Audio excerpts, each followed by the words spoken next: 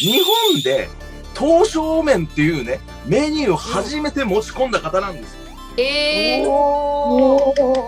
はじめまして。はじめまして、よろしくよろお願いしましくお願いしす。ます。お願いします。お願いします。お願いします。どう考えても最初に入れたやつから茹で上がってるから、そうです。やっぱりそれは技術ですね。技術、やっぱそこなんですね。あれすごかった。刀削麺、肉体労働者が食べるファーストフードというイメージがすごく強くて、新華司祭さんの刀削麺でもうイメージがガラリと変わって、差別があったって今おっしゃいましたけども、男は辛いよを見て、その人情のあるところだなと思って日本に行きたいなと思っていらっしゃったわけじゃないですか。残念です。でもいい人もいましたよ。やっぱり今思い出すとね、いつも今は亡くなっただけど、あのおじさんすごい親切してくれた。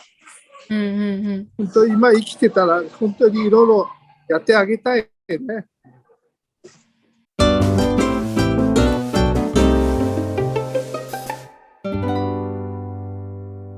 放送作家の島津です。よろしくお願いします。この番組はですね、世界の料理を知れば人生はもっと楽しいというコンセプトで、世界の料理好きな皆さんと食にまつわる情報で異文化交流しようという番組でございます。今回はですね、こちらのメンバーに来てもらっております。よろしくお願いします。よろしくお願いします。皆さん、今日は心してくださいよ。はい、すごいゲスト来てますからね。はい。実はね、何がすごいって、日本で刀削麺っていうね、メニューを初めて持ち込んだ方なんです。しかもですよ、最近のね、四川フェスとか食のグランプリ軒並み優勝重なってるんです。すごいじゃないですか。マジですごいんです。いや、この番組1年ぐらいやってるけど、初めて料理人の方が出てくれるんですが、いきなりスターがやってきましたよ、今日は。ゆうさんに聞いたら10年ぐらいもうお店通ってるんですね。そうなんですよ。もうね、もう今心臓がバクバクしてどうにかなりそう。そうなんです。ゆうさんにとってジャニーズのアイドル見てるぐらいすごいことになってるんですよ。まさにその通り。そうなんですよ。今日プラネットオブフードに出てくれるということなんです。すごい。早速お呼びしましょう。現在東京に7店舗構えている陳家司祭のオーナーシェフである陳万優さんです。よろしくお願いします。はい、はじめまして。はじめまして、よろしくお願いします。お願いします。お願いします。お願いします。大丈夫ですか、陳さん。出る番組間違ったとか今後悔してませんか。大丈夫ですか。いや、大丈夫ですよ。大丈夫ですか。よかった。よかったです。いや、間違いがない。安心。僕はね、やっぱ陳さんお料理実際ね、東京ディープチャイナっていうイベントで実際味わわせていただいたんですけど、まだまだね、陳さんのお店知らない方いると思うんで、実はね、今回翔子ちゃんにお店に取材行ってもらいました。はい、薬徳で食レポを体験してきました。ね、ぜひご覧ください。食レポ。はい、じゃあちょっと動画見てみましょう。皆さんこんにちは、翔子です。今日はどこに来ているでしょうか。今日実は渋谷のスクランブル交差点に来ております。陳家司祭さんという中華料理のお店にレポートしに行きます。私は2回目なのですごい楽しみにしております。こちらです。階段の下です。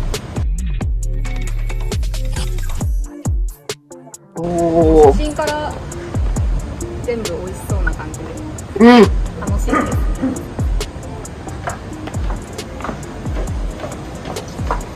す。下にあるんです。いら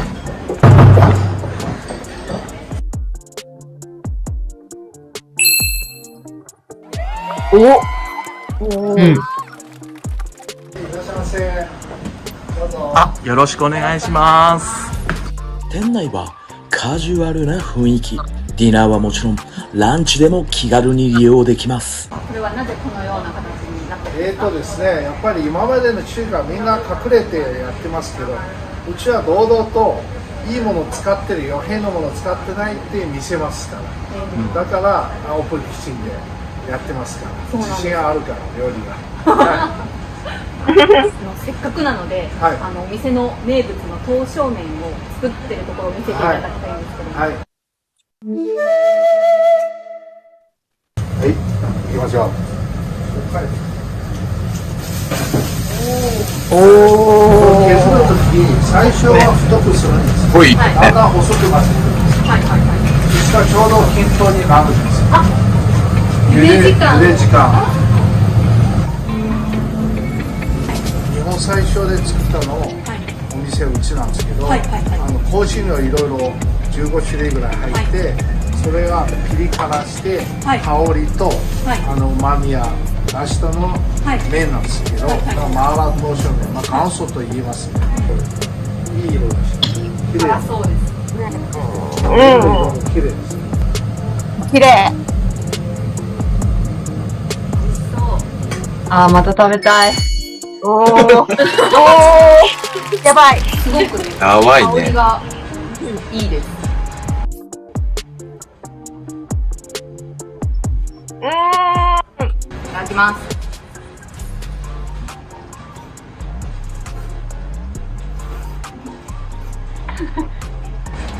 どうですか？美味しいです。そんなに辛くなくて、でもしっかりスパイスの香りがして、ちょうどいい辛さで美味しい。いっぱい食べれる。麺はね、めちゃくちゃもちもちしてます。太いところも細いところもあるんですけど、全部均一にもちもちしてます。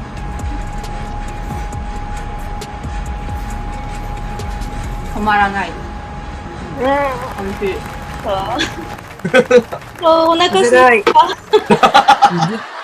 無心ではい。いや、素晴らしい。もうやっぱりお店の名物である刀削麺ですけど、どう考えても最初に入れたやつから茹で上がってるから、絶そうです。や妙っぱりそれはに太さが技術ですね。技術、やっぱそこなんですね。あれすごかった。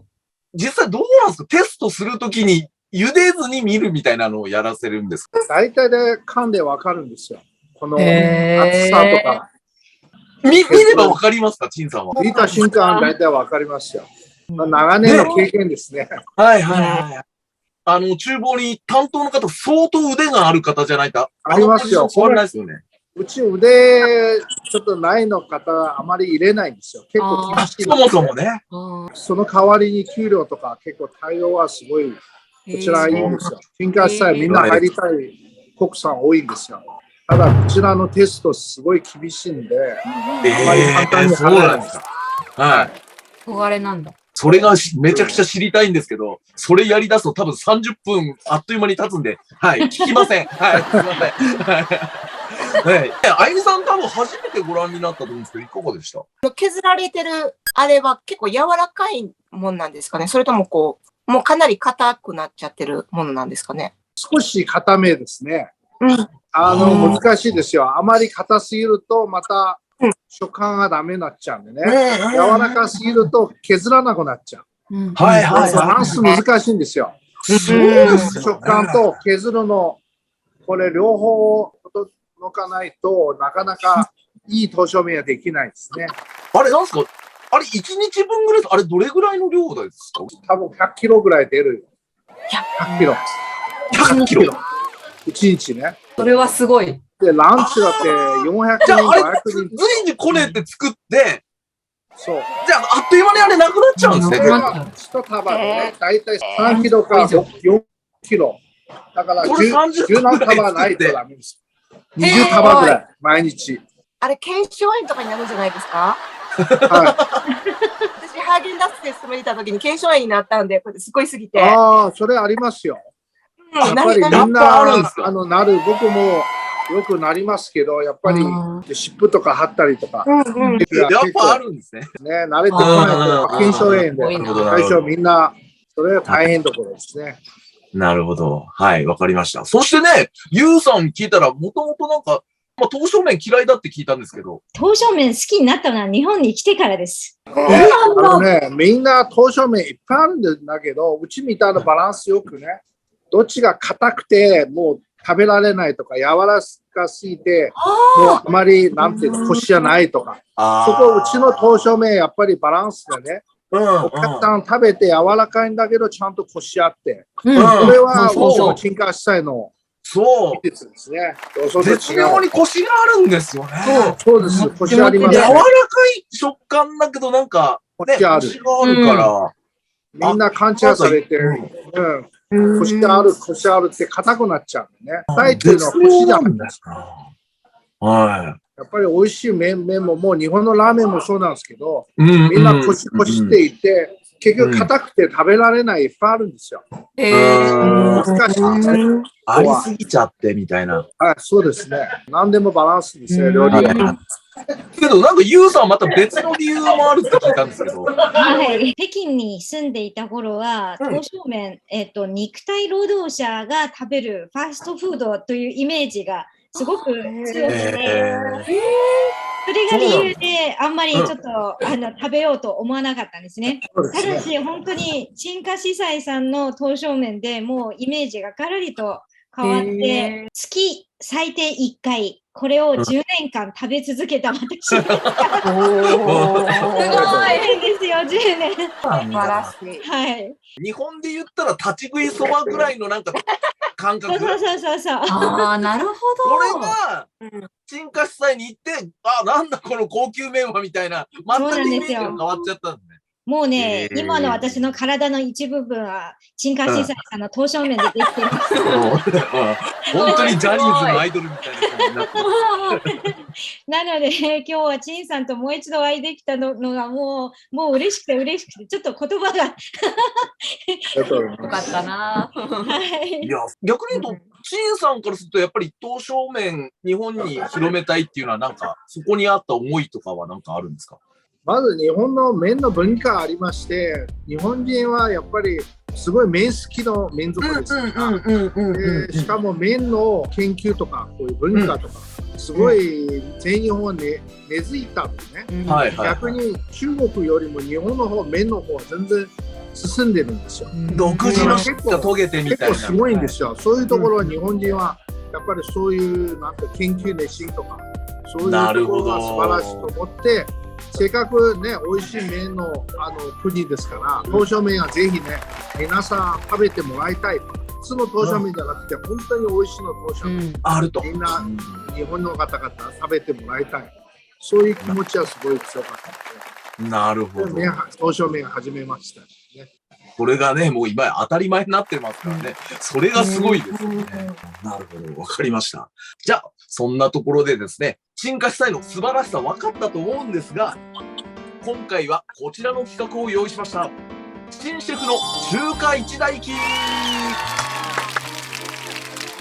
現在ですね、都内に7店舗を経営されている陳さんですが、異国の地の日本で成功をつかむために並々ならぬ苦労もあったかと思います。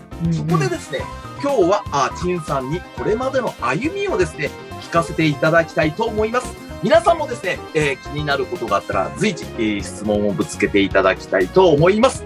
まず最初の質問はですね、25歳の時にですね、陳さんが日本語を勉強したくて、日本に来られたということなんですが、そもそも、なんで日本にやっぱり来たかったんですか？そのきっかけを教えてください。やっぱり中国、その時、男つらいという映画あってね。トラさん、見て、男はつらいよですね。そこは日本で興味持たしたんだね。そこの、なんか人情とかね。僕人情でね、大好きですから、そこはその人情あるの国かなと思って、そこから興味持っていろいろ図書室館とかのところを調べましたね。その当時みんなね、アメリカとかオーストラリアとかヨーロッパ留学の方主流なんですよ。日本はあまり行くの人、ほんのにいなかったけど、少ないんですよ。で、僕はやっぱりトラさんのね、憧れて、いや、いいの国だなと思ってさ、そこでもう留学しようということが始まりましたね。ね、でも実際その当時、日本語はまだどの程度だったんですか？日本語全然わからない。あいうえおとか、そこからですか？すごいな。全然わからない。最初は日本語学校通ったんでね。僕1988年にね、その当時まだ中国解放されてなくて、お金もなくて、日本行くとき借金したんですよ。借金して学費払って、で、わずか5000円ぐらいで現金で持ってて、日本に来たんですよ。飛行機が。すごいですね。成田空港。その当時に人が多くて、量も満員になっちゃったんですよ。で、それで学校でね、自分で探してくださいと。住むところ。僕一人日本来たんだから、親戚も友達もいないし、誰もいなくて、日本語も喋れなくて、お金もなくて、当然借りること不可能ですよ。さあ僕一人じゃなくて何人かいるんですよ。じゃあどっかに新宿の公園なんか泊まれるでよっていうホームレスのところ集まってるところみんなしてて、ここでみんな段ボールを拾って、まあその当時は布団とか全部持ってきたんですよ、カバンの中。もともとあったんですよ。お鍋とか、あとお米も持ってきたんですよ。はいはいはいはい。でも相当量あるんじゃないですか、だって。そう。布団とか全部持ってきて、この段ボール全部敷いて、ホームレスからいろいろ学んでもらって、大体3ヶ月ぐらい泊ま3ヶ月ぐらいは。そう、もう完全にホームレスの生活だったんですよ。すごい。食べ物もなくすごて、い。センチュリーホテルの裏側の出口でね、パンの耳ね、ミートが。サンドイッチ作ったのパンの耳、拾って、そこでねずっとパンの耳食べてた。ずっと。そう3ヶ月ぐらいずっとパンの耳食べてた。日本語ができないで、アルバイトもできないってなると、生活の基盤がないと思うんですけど、そうなんですよ。最初そこどうクリアされたんですか？みんな周り缶とか拾ったのホームレスからいろいろ教えてもらって、缶で潰して、もう本当にそこからですか？1キロでこんなでっかいで潰さないとたくさんのおー1キロ、それでも1キロしかないから。確かに920円ぐらいかな。1キロ集まるわ。そこから学校通われるわけですよね。通いながらホームレス状態ということをしばらく続いたんだね。すごいな。いやいやで、そんな陳さん、じゃあ在学中に三井物産に入社されたって聞いたんですけど、その後ですね、そこからホームレスの差がえらい差がある。いや、そこはまあ、何年か経っててからね。何年か経って。経ってから自分もちょっと日本語もできてるし、だんだんコツは分かってきて、たまたま運が良かった。中国に発展でね、ちょうど途中で通訳の人足りなくて、中国語の日本語。たまたま知り合いの紹介で。で、すごい。中国できると。その時、今、そういう俺みたいな人間絶対使わないから。ちゃんとしたの、人間、その当時あまり中国語、日本語できる人少ないからね。いないから。だから、もうアルバイトみたいなもんですよ。だから使わせたっていう。今の時代でちょっとあゆみさん考えられないですよね。そんないきなり一流商社にね、昨日ちょっと来たような外国人今多分いきなり雇入らないって。。今絶対無理。その時もたまたまあっちも人がいなくて、まあそういう人脈もないけど、こういうことなんですね。中国発展のちょうど発展途中だった。なるほど。で、そこでなんですよ。そんなエリートコースに乗りながらなぜ中華の道に行こうと思ったのか、これが大きな謎なんです。正直言って給料はすごいいいんですよ。ですよね。エリート街道じゃないですか。でも自分でやりたいの道じゃないですね。やっぱり自分が美味しい料理、自分が料理は好きだったし、自分の食文化全部の日本人の方々伝えることできなくて、やっぱり自分でやりたいことをずっと思ったのね。思ってた。どういう形で自分の食文化を伝えたくて、日本で恩返ししたいとか、そういうことを考えると、やっぱり料理の店ですよ。やっぱり飲食店が一番伝えやすいということ。そういうことも含めて、まあやめて、ずっとあっち行ってもなかなか、給料はいいけど、なかなか上に行くことは多分難しいと思ってるんですよ。ああ、なるほど。出世はできない。給料はいいけど出世はできないし。ずっとそのまま僕も嫌だし、自分でやりたいこと。なるほど。やっぱりやりたいことは自分でやると思い切って、みんな当時バカって言われた。みんな、あやつバカって言われて。なんであやつこんなやめて、まだアルバイト始まったっていうこと。その時点で、陳さんは料理人としては素人なわけですよね。最初ね。そこでやめて、本当にゼロから行くわけですね。もともと料理は好きだし、昔からずっと、弟も料理人ですから、昔からずっと料理ね。なるほど、なるほど。ずっと見てきたんですよ。血筋としてはそこのベースは土台はあるから。まあ、それいろいろ、いろいろ好きだしね。で、そこでなんかヒルトンで最初は働かれたということなんですけど。そうですね。プリンスホテルも行ったよ。プリンスホテルもアライバンとかいろいろやってて、そこから少し上に上がっていくのね。サラダバーとか、こういうデザートとか、いろいろ上に上がっていって、じゃあ次のステップでやめて、またヒルトンホテル行きましたね。大体あっちはほとんど覚えたんだから、次はもうちょっと勉強しようと思って、プリンスホテルやめてヒルトンホテル入った。でもどうですか、当時その中国人に対する差別みたいなものってありませんでした？ありましたよ。結構ありましたね。ありますか？特に食事とか、彼たち作った食事を俺食べさせないから。だからその時やっぱりお腹空いてて、洗い場いいところあるから、下がったの残飯あるんですよ。残飯って結構いいものですよ。近江牛の残飯とか。なるほど。そういう時もありました。でも全然残飯ない時はもう、本当お腹空いたで、ずっと11時、12時まで食べさせるね。真ん中忙しくて食べる時間なくて、あとおかずないからね。白いご飯で醤油でかけて食べるんですよ。そういう時もあったんでね。マヨネーズとかかけたりとか。そういう時代もありましたね。すごいな。そういうあるから今あるんですよ。差別があったって今おっしゃいましたけども、一応陳さんは男はつらいよを見て、その人情のあるところだなと思って日本に行きたいなと思っていらっしゃったわけじゃないですか。そういうギャップのところもあります。はい、ちょっと残念でしたり。でもいい人もいましたよ。